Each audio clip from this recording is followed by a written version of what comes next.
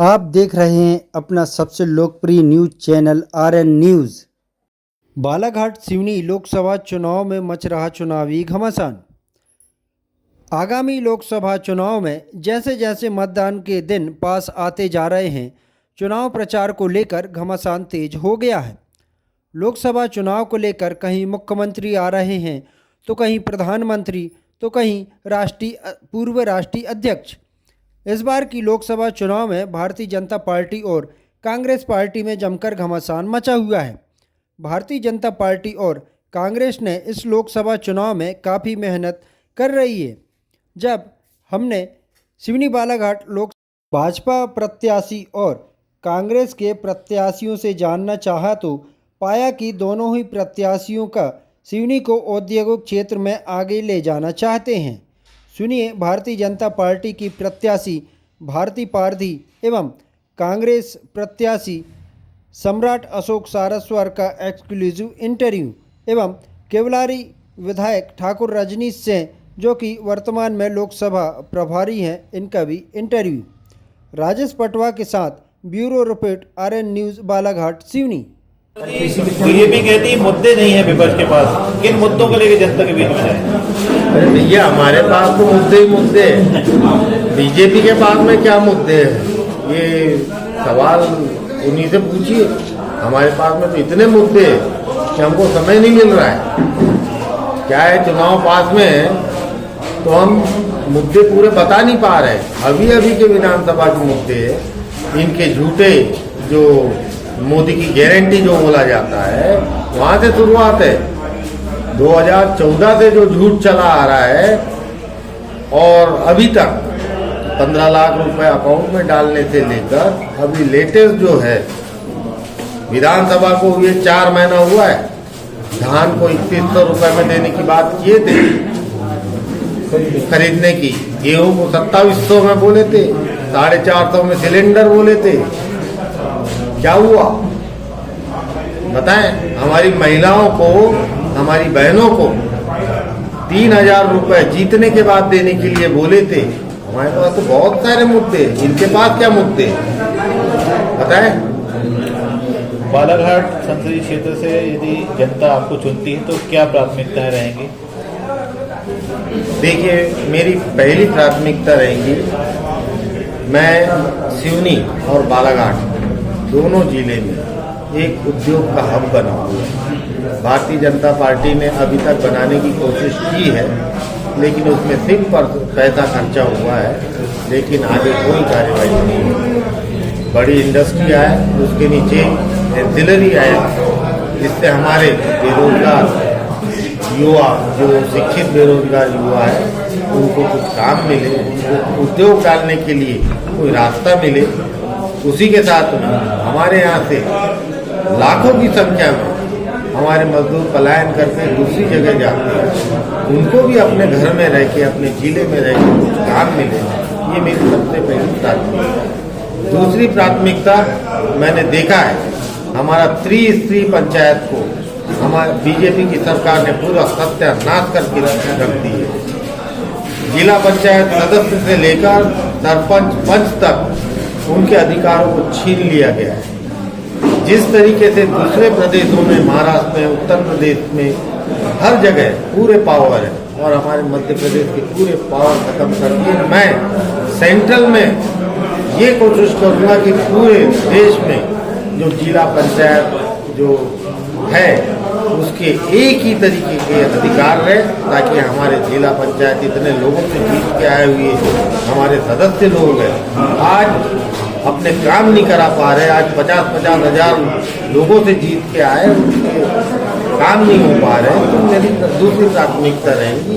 और उसके अलावा जनरल चीज़ें तो है ही, जैसे रेलवे लाइन डबल करना है, वो तो काम चलते ही रहते हैं। ये मेरी प्राथमिकता है।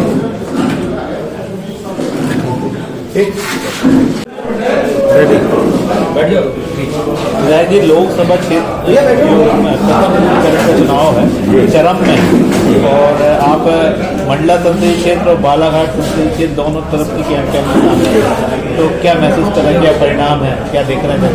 मैं दोनों तरफ जो मैं देख पा रहा हूँ, क्योंकि हमारा सिवनी जो पहले लोकसभा क्षेत्र था, हमारी सिवनी जिले की 4 विधानसभा हैं, जो 2 विधानसभा मंडला संसदीय क्षेत्र में आती हैं और 2 विधानसभा बालाघाट संसदीय क्षेत्र में आती हैं। तो निश्चित रूप से हम बॉर्डर पर हैं, तो दोनों जगह हमारा पूर्व से आना जाना लगा रहा है। मैं देख रहा हूँ कि कांग्रेस के कार्यकर्ताओं में और मतदाताओं में बड़ा भारी उत्साह है।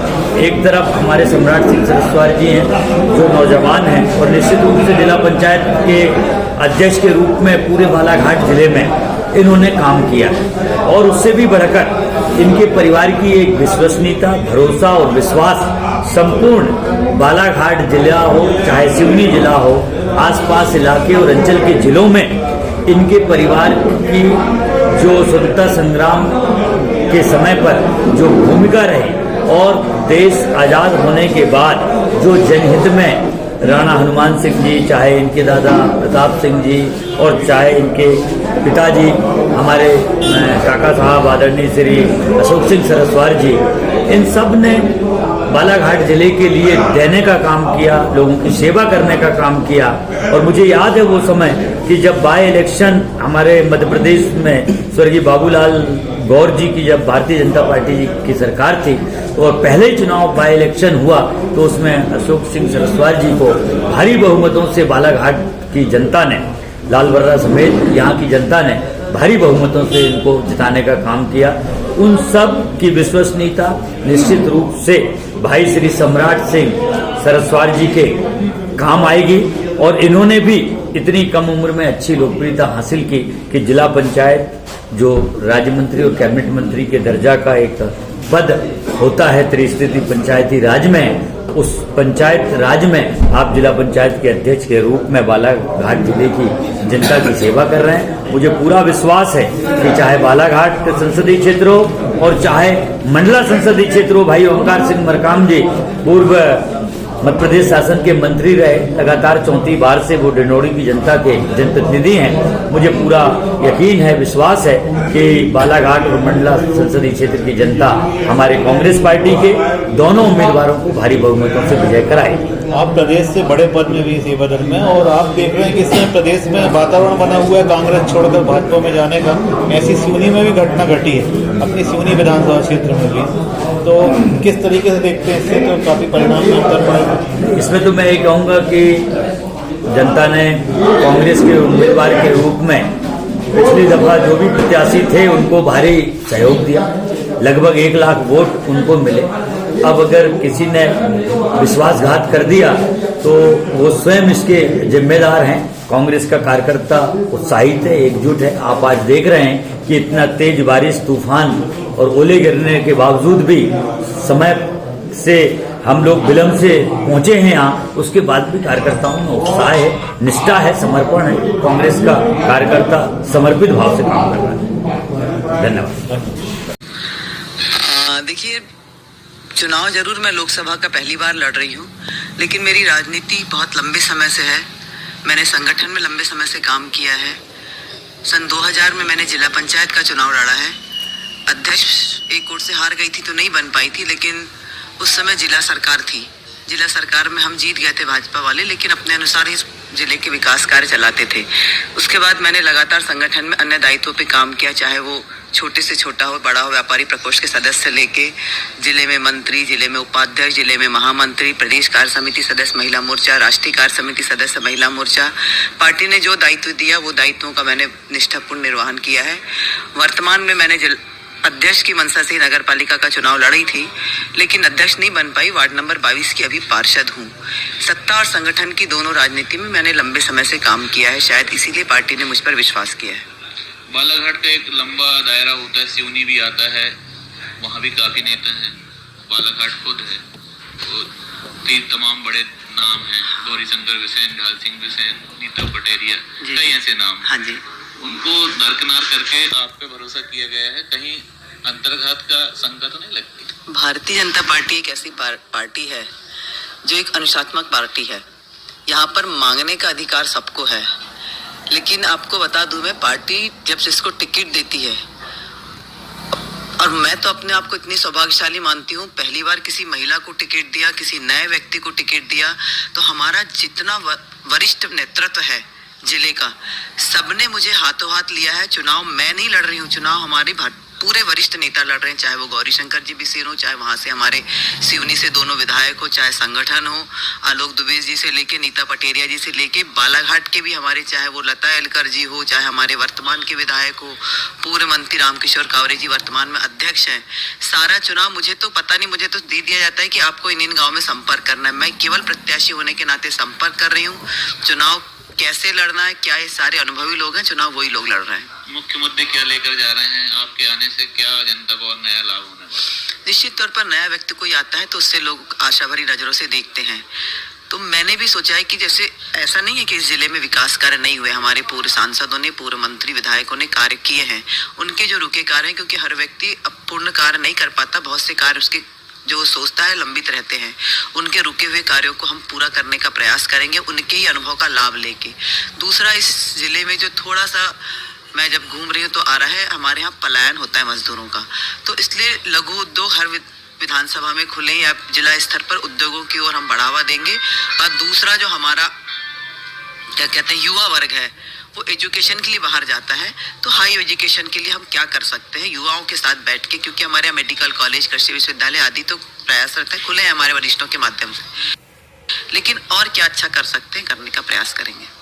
बात जैसे सिवनी की करें तो सिवनी औद्योगिक क्षेत्र के रूप में काफी पिछड़ा हुआ है।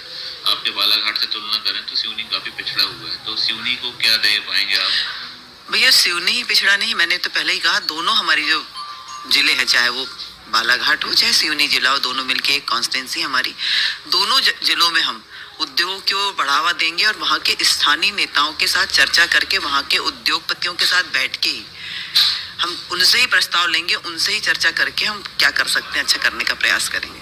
कितने मतों से जीत का दावा करते हैं? अब ये तो ईश्वर बताएगा। अब मेरे ख्याल से पत्रकार आप लोगों को, चैनल वालों को ज्यादा जानकारी होती है। मैं तो चुनाव लड़ रही हूँ, मुझे चुनाव लड़ना है और जीतना है बस। संघर्ष त्रिकोणीय लगता है क्या?